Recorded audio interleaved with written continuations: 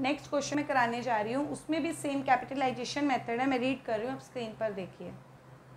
A firm earn average profit of ₹3 lakh, average profit given है during the last few years, normal rate आपको दी हुई है 15%, assets of the business 17 lakh, liabilities were 2 lakh, calculate the value of goodwill by the firm, capitalization of average profit.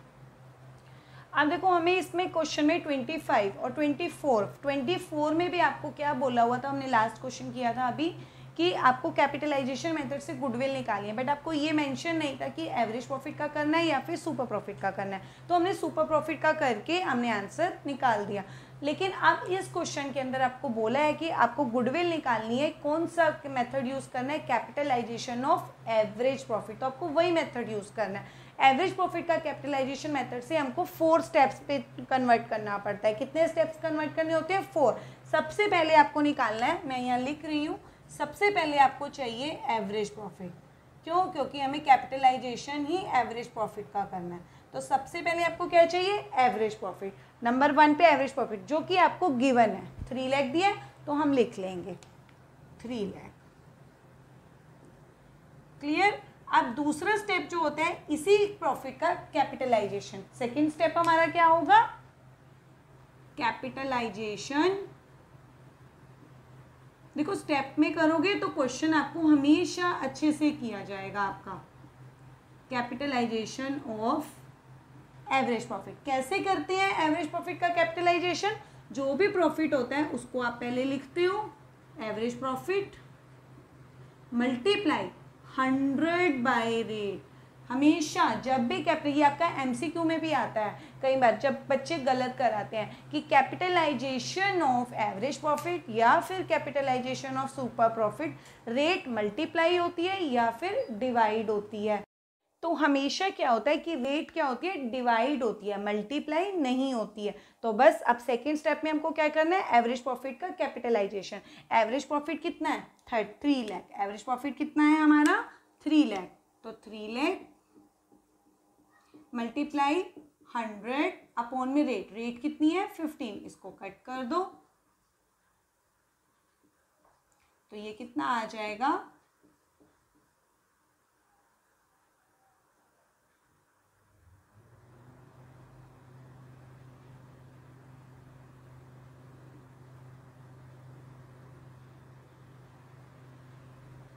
20,000 into ये। Clear हो गया?